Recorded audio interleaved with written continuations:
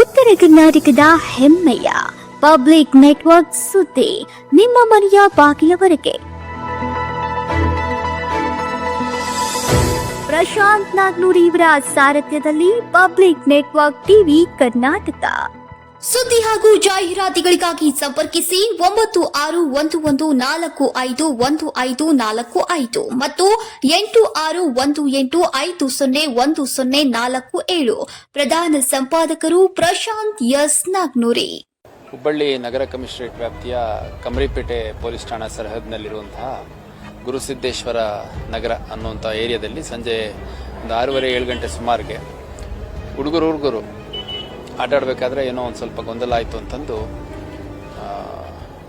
ಒಂದು ಮಗು 6ನೇ ಕ್ಲಾಸ್ ಓದ್ತಾ ಇರೋವಂಥ ಮಗು ಮನೆಯಿಂದ ಚಾಕು ತೊಗೊಂಬಂದ್ಬಿಟ್ಟು ಒಂದು ಇನ್ನೊಬ್ಬ ಜೊತೆಗೆ ಆಡ್ತಿದ್ದಂಥ ಹುಡುಗನಿಗೆ ಹಾಕಿದ್ದಾರೆ. ಅವನು 9ನೇ ಕ್ಲಾಸ್ ಓದ್ತಾ ಇರೋವಂಥ ಮಗು. ಇಮಿಡಿಯೇಟಾಗಿ ಯಾರು ಈ ಚಾಕುವನ್ನು ಹಾಕಿದ ಆ ಮಗುವಿನ ತಾಯಿನೇ ಒಂದು ಗಾಡಿ ಮಾಡ್ಕೊಂಡು ಇಮಿಡಿಯೇಟಾಗಿ ಆಸ್ಪತ್ರೆಗೆ ತೊಗೊಂಬಂದಿದ್ದಾರೆ. ಸೊ ಅವ್ರಿಗೆ ಗಾಯದ ತೀವ್ರತೆ ಮತ್ತು ಒಳಗಡೆ ಆಗಿರುವಂಥ ಪೆಟ್ಟಿನ ಅಂದಾಜಿಲ್ಲ.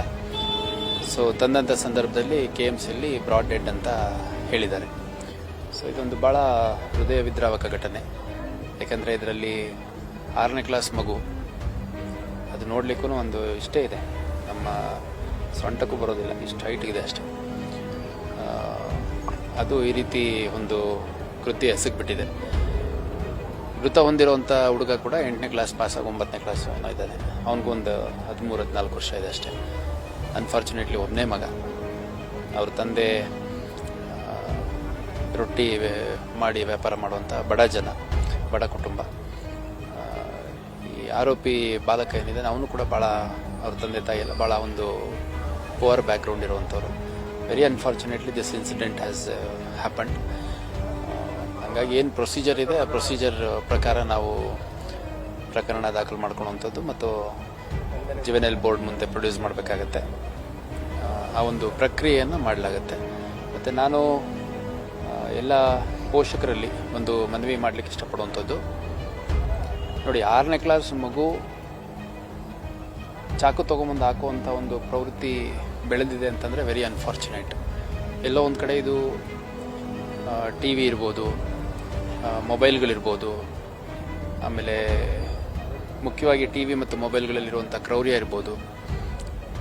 ಅದರ ಜೊತೆಗೆ ಎಲ್ಲೋ ಒಂದು ಕಡೆ ತಂದೆ ತಾಯಿಗಳು ಆ ಮಕ್ಕಳನ್ನ ಗಮನಿಸೋ ರೀತಿಯಲ್ಲಿ ಮತ್ತು ಅಕ್ಕಪಕ್ಕದ ಮನೆಯವರು, ಸಮಾಜ ಎಲ್ಲರೂ ಈ ಒಂದು ಘಟನೆಯಿಂದ ಎಚ್ಚೆತ್ತುಕೊಳ್ಳಬೇಕಾಗಿದೆ. ಯಾಕಂದರೆ ಆ ಮಗುನಿನ್ನೂ ಆರೋಪಿ ಅಂತ ಕರೆಯೋ ಸಂದರ್ಭ ಬಂದಿದೆ. ಬಿಟ್ಟರೆ ತಂದೆ ತಾಯಿಗಳು ಎತ್ಕೊಂಡು ಓಡಾಡೋಂಥ ಮಗು. ಯಾಕಂದರೆ ಇರೋದು ಸ್ವಲ್ಪ ಕುಳ್ಳ ಇದೆ. ತಂದೆ ತಾಯಿಗಳು ಎತ್ಕೊಂಡು ಒಂದೆರಡು ಫೋಟೋ ನೋಡಿದೆ, ತಂದೆ ತಾಯಿ ಎಲ್ಲ ಎತ್ಕೊಂಡಿದ್ದಾರೆ ಈ ಒಂದು 15 ದಿವಸ ವಾರದ ಕೆಳಗಡೆ ಆಗಿರುವಂಥ ಘಟನೆಯಲ್ಲಿ. ವೆರಿ ಅನ್ಫಾರ್ಚುನೇಟು. ಈ ಥರ ಇನ್ಸಿಡೆಂಟ್ಗಳಾಗಬಾರ್ದು. ದಯವಿಟ್ಟು ಎಲ್ಲ ಪೋಷಕರು ತಮ್ಮ ಮಕ್ಕಳ ಚಟುವಟಿಕೆ, ಅವ್ರ ಮನಸ್ಥಿತಿ, ಇದ್ರ ಬಗ್ಗೆ ಸ್ವಲ್ಪ ಗಮನ ಹರಿಸಬೇಕು ಅಂತ ನಾನು ಮನವಿ ಮಾಡ್ತೇನೆ. ಈ ಹಿಂದೆ ನಾನು ಬೆಂಗಳೂರು DCP ಇದ್ದಂಥ ಸಂದರ್ಭದಲ್ಲಿ ಒಂದು 7ನೇ ಕ್ಲಾಸ್ ಓದ್ತಿರುವಂಥ ಹೆಣ್ಮಗಳು ತನ್ನ ತಂದೆಯನ್ನೇ ಭಾಳ ಬ್ರೂಟಲ್ಲಾಗಿ ಕೊಲೆ ಮಾಡಿದ್ಲು. ಸೊ ಆ ಒಂದು ಸಂದರ್ಭದಲ್ಲೂ ಕೂಡ ನಾನು ಅದೇ ಮನವಿಯನ್ನು ಮಾಡಿದ್ದೆ. ಮಕ್ಕಳ ಮನಸ್ಥಿತಿ ಏನಿದೆ ಅನ್ನೋಂಥದ್ದನ್ನು ಸ್ವಲ್ಪ ನೋಡ್ತಾ ಇರಿ. ತಮಗೆ ಗೊತ್ತಾಗಲಿಲ್ಲ ಅಂದರೆ ಟೀಚರ್ಸ್ ಕೇಳುವಂಥದ್ದು, ಅಥವಾ ಯಾರಾದರೂ ಸ್ವಲ್ಪ ನಿಮ್ಮ ಏರಿಯಾದಲ್ಲಿರುವಂಥ ಬುದ್ಧಿವಂತರು, ನಮ್ಮ ಮಗ ಹೆಂಗೆ ಆಟ ಆಡ್ತಾನೆ, ಹೊರಗೆ ಹೋದಾಗ ಏನು ರ್ಯಾಶ್ ಆಗಿರ್ತಾನ, ರೂಡ್ ಆಗಿರ್ತಾನ, ಅಗ್ರೆಸಿವ್ ಆಗಿರ್ತಾನೆ, ಅದೆಲ್ಲ ಸ್ವಲ್ಪ ಗಮನ ಹರಿಸ್ಬೇಕಾಗತ್ತೆ. ಇದರಲ್ಲಿ ನೋಡಿ, ಮೃತ ಹೊಂದಿರುವಂಥ ಮಗು ಒಂದು ಕಡೆ ಆದರೆ ಅದಕ್ಕೆ ಚಾಕು ಹಾಕಿರುವಂಥ 6ನೇ ಕ್ಲಾಸ್ ಮಗುವಿನ ತಾಯಿನೇ ಆ ಹುಡುಗನ ಕರ್ಕೊಂಡು ಒಂದು 2 ವೀಲರಲ್ಲಿ ಹತ್ತಿಸ್ಕೊಂಡು ಹಾಸ್ಪಿಟ್ಲಿಗೆ ತೊಗೊಂಬಂದಿದ್ದಾರೆ. ಸೊ ಅವ್ರು ಮೋಸ್ಟ್ಲಿ ಚಾಕು ಹಾಕಿದ್ದಾರೆ, ಒಂಚೂರು ರಕ್ತ ಬಂದಿರ್ಬೋದು ಅಂತಂದು ಅಂದ್ಕೊಂಡಿದ್ದಾರೆ. ಅವ್ರದ್ದೇ ದುಃಖ ಜಾಸ್ತಿ ಇದೆ ಇಲ್ಲಿ.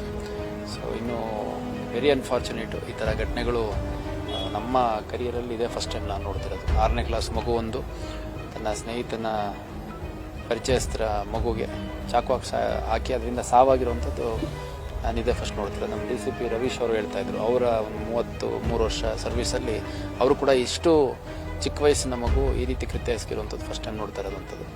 ಸೊ ಹಂಗಾಗಿ ಇದೊಂದು ಸಮಗ್ರವಾದಂತಹ ಆತ್ಮಾವಲೋಕನ ಪ್ರತಿಯೊಬ್ಬರಲ್ಲೂ